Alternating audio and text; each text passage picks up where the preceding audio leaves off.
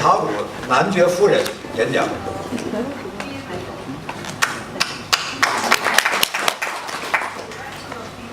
Good afternoon, everybody.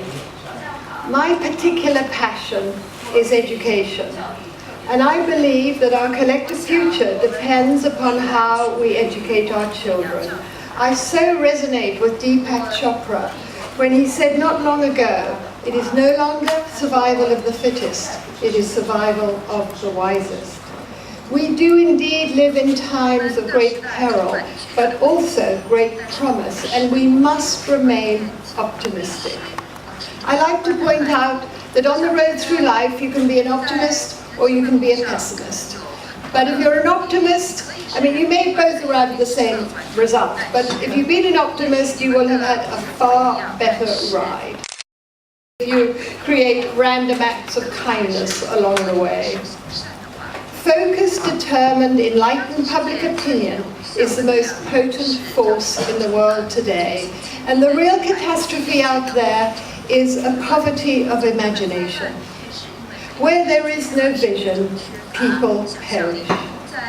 China could not be more important in this groundbreaking project to promote international ecological civilization, building bridges of harmony and creating beacons of civilized values through networks in our many nations, so that we can learn from each other's rich experiences. Nations that are increasingly in need of the meaning of what is really right and true, and that most precious of commodities, hope, and an attitude of gratitude. We all look at life through different windows, and all are valid and useful. And life often seems to give us what we need, rather than what we think we want. An extraordinary passion and energy was generated last year in Great Britain around the Olympics. There was no way we could have created a spectacle as impressive as Beijing. So we had to come up with something quirky, different, and thoroughly British. Danny Boyle delivered a mashup of our cultural history at breakneck speed. The show was as complex and as confused as British identity itself. A gentle but joyful patriotism from people who are both proud to be there. Residents from all 204 of the Olympic nations live in Britain, and also humbled at the colossal nature of the nation's responsibility. Tradition is tending the flames and not worshipping the ashes. This was a sporting event, yes, but it was so much more than that. And what is the legacy? How can we capitalize locally and globally on the surge of human goodwill in order to create a sustainable ecosystem? One amongst many exciting springboards set up by a friend of mine, he successfully launched an education initiative called Inspire to Aspire. So do visit that website. It's just one of many marvelous results of the legacy. On a personal note, my husband set up the first ecological education trust and program on a private estate in England. It has been a startling success, and many other estates have copied us. Our beautiful estates offer a huge wealth of opportunities of this type of education, and we reach out to many thousands of children, and those not so young, each year.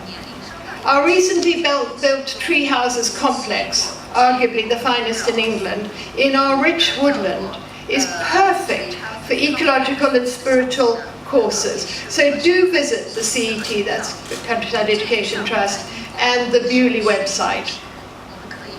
To establish connections with Chinese schools and any other of the nations here present at this forum, with our facilities in the south of England, would be such an exciting project. Deeply enriching and significant is China's magnificent ancient culture and civilization, way beyond anything we have in the West. And so it would be such an honor to include that aspect in our global education programs. And now, of course, with modern technology, we can make a staggering difference very fast. Gifted teachers evoke the richness and beauty from within growing students and their authentic voice as they learn. The body is a field of ideas, and a fire of understanding is lit in the children's hearts, creating wisdom. And laughter too, because if you have laughter, you open up that space for light, which of course is a lot of what Barbara talks about, and how you can reach that area. The loving disposition of children flows out unconditionally to people, animals, plants, objects in their environment. Indeed, to the whole of creation, with a sense of unity. We can nurture that glow and wonder of childhood. So during this forum, I would like to examine how we can move forward with joint ventures widely based upon ecological education, practical, feasible, global cooperative mechanisms between our different countries present here today. We must cultivate the courage to recognize, witness, and make a difference. Collaboration is the next vital step in our human history, as we've heard so much about earlier today. And this attitude can be manifest in so many countless different ways, especially by the young people in all our lands. The greatest obstacle we face is a sense that we are separate from each other, when in fact we are all one on our shared planet. So how powerful is that? Got to have a sip of water. Okay. As that huge hero Albert Einstein remarked, a human being is a part of the whole, called by us the universe, a part limited in time and space. We experience ourselves, our thoughts and feelings, as something separate from the rest, a kind of optical delusion of the consciousness. This delusion is a kind of prison for us, restricting us to our personal desire and to a few persons nearest to us. Our task must be to free ourselves from this prison by widening our circle of compassion and culture to embrace all living creatures and the whole of nature in its beauty. The true value of a human being is determined by the measure and the sense in which they have achieved liberation from the self. We shall require a substantial new manner of thinking and international cooperation if humanity and nature are to survive, as Ervin Laszlo has been telling me for about 60 years.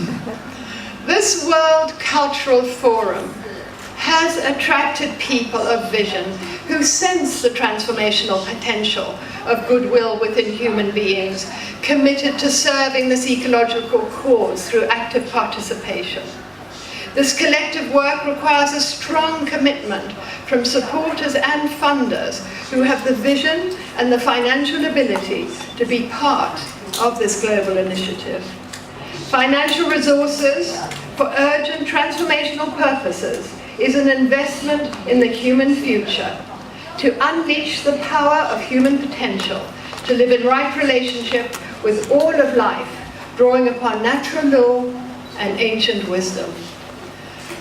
Our future is in the hands of the scientists, the science of the soul. Indeed, my eminent colleague, Professor Laszlo, is a physicist amongst his many talents, and nobody understands better than he the urgency of raising the collective consciousness of all who dwell upon this precious planet. Our path through our turbulent world today is tough, as we struggle to refine and improve ourselves and the lives of all those about us.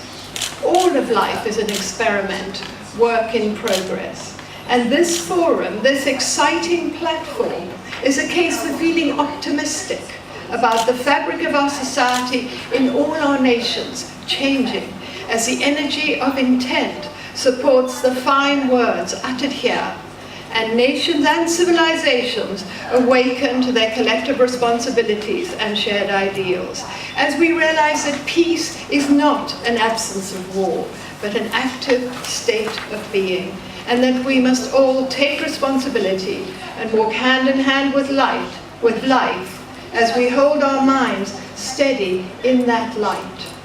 We are so fortunate to be alive and to be able to contribute with our varieties of talents at this vitally important moment in the history of our planet. So may we serve wisely and well. This is no false dawn. Here at the World Cultural Forum, we can co-evolve a new paradigm for the 21st century. The energy and the commitment of China is the key we have been waiting for. How exciting is that?